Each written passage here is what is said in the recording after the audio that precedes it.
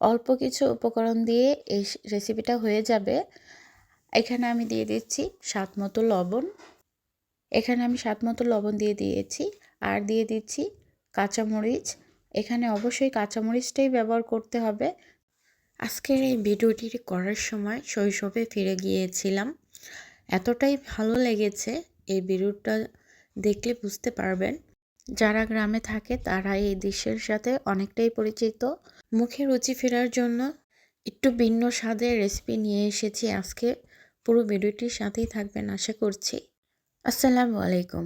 আশা করছি সবাই ভালো আছেন। দেশে ও দেশের বাহিরে যে যেখান থেকে আমার ভিডিওটি দেখছেন সবাইকে অসংখ্য ধন্যবাদ। একটি লাইক দিয়ে পুরো ভিডিওটির সাথেই থাকবেন আশা করছি। বিল থেকে শাকগুলো তুলে পরিষ্কার পানি দিয়ে আমি ধুয়ে নিচ্ছি। দেখতে পাচ্ছেন আমি কিন্তু এই শাকগুলো ভালো করে ধুয়ে নিচ্ছি। যারা আমার ভিডিওটি এখন পর্যন্ত দেখছেন কিন্তু একটা লাইক দিতে ভুলে গিয়েছেন, একটা লাইক দিয়ে পুরো ভিডিওটির সাথেই থাকবেন। পুরো ভিডিওটির সাথে থাকবেন, স্কিপ না করে দেখার অনুরোধ রইল। আমার এই শাকটা রান্না করার জন্য যা যা উপকরণ লাগছে, এখানে আমি রসুন নিয়েছি, জলপাই নিয়েছি, কাঁচামরিচ নিয়েছি আর লেবু পাতা নিয়েছি। আমার এই শাকটা রান্না করার জন্য এই উপকরণগুলো লাগবে। আর লেবু পাতা পরিষ্কার পানি দিয়ে ধুয়ে নিয়েছি। আর গরম গরম ভাত, ধোয়া ওঠা গরম গরম ভাতের সাথে এই শাকটা খেতে আর এতটাই টেস্টি লাগে, বাসায় না খেয়ে থাকলে বুঝবেন না। আর একবার হলো বাসায় ট্রাই করে দেখবেন এই শাকগুলো কেমন টেস্ট হয় রান্না করে খেতে। আপনারা চাইলে যে কোনো শাক দিয়ে এই রেসিপিটা তৈরি করতে পারবেন। আর এতটাই টেস্টি হয়, না খেলে বুঝতেই পারবেন না। যারা গ্রামে ছিল তারা এমন কোনো মানুষ নাই যে এই শাকটা না খেয়েছে। তো তারাই বলতে পারবে এটার টেস্ট কতটা। চলুন তাহলে মূল উপকরণে আমি কিভাবে এই শাকটা রান্না করে নিয়েছি দেখে নেন।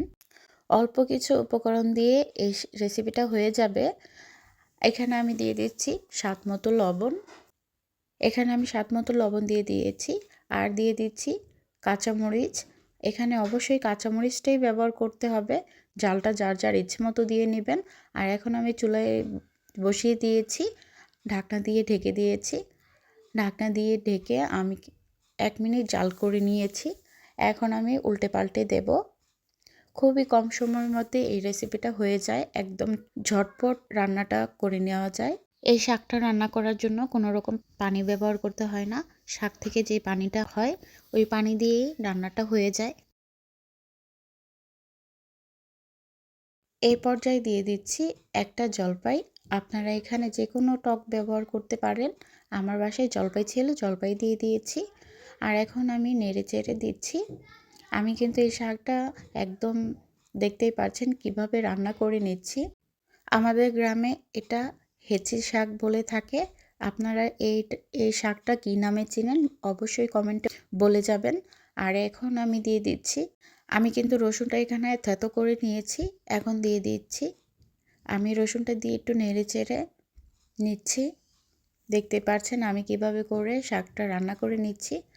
আপনাদের কাছে কেমন লেগেছে আমার এই শাকের রেসিপিটা অবশ্যই কমেন্টে জানিয়ে যাবেন। আর এই পর্যায়ে দিয়ে দিচ্ছি লেবু পাতা। অবশ্যই এটা একদম লাস্ট পর্যায়ে লেবু পাতাটা দিতে হবে। লেবু পাতাটা দিয়ে নামিয়ে নিতে হবে। এটা কিন্তু কোনো রকম তেল ব্যবহার করিনি, তেল ছাড়াই এই রেসিপিটা রান্না করে নিতে পারবেন কোনো রকম ঝামেলা ছাড়া। আপনারা চাইলে যে কোনো শাক দিয়ে এই রেসিপিটা তৈরি করে নিতে পারবেন। যারা এখন পর্যন্ত ভিডিওটির সাথেই আছেন সবাইকে অসংখ্য ধন্যবাদ। আমার শাক রান্নাটা প্রায় শেষ পর্যায়ে, আমি কিছুক্ষণের মধ্যেই নামিয়ে নেব, পরিবেশন করে দেখিয়ে দেব। আমার এই শাক রেসিপি আপনাদের কাছে কেমন লেগেছে কমেন্টে জানিয়ে যাবেন।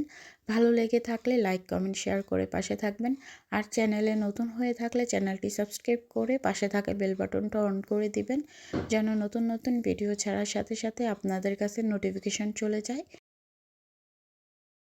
এই তো আমার শাক রান্না কমপ্লিট। দেখতেই পাচ্ছেন কতটা লোভনীয় হয়েছে। বাসায় একবার হলেও ট্রাই করে দেখবেন। যাদের খাওয়ার রুচি কমে যায় তারা এভাবে করে রেসিপি তৈরি করে দেখতে পারেন, কতটা টেস্টি হয়। মুখে স্বাদ লেগে থাকবে এভাবে করে যদি শাক রান্না করে খান। গরম গরম ভাতের সাথে পরিবেশন করতে পারেন। আবারও নতুন কোনো ভিডিও নিয়ে হাজির হয়ে যাব। আজকে এই পর্যন্ত।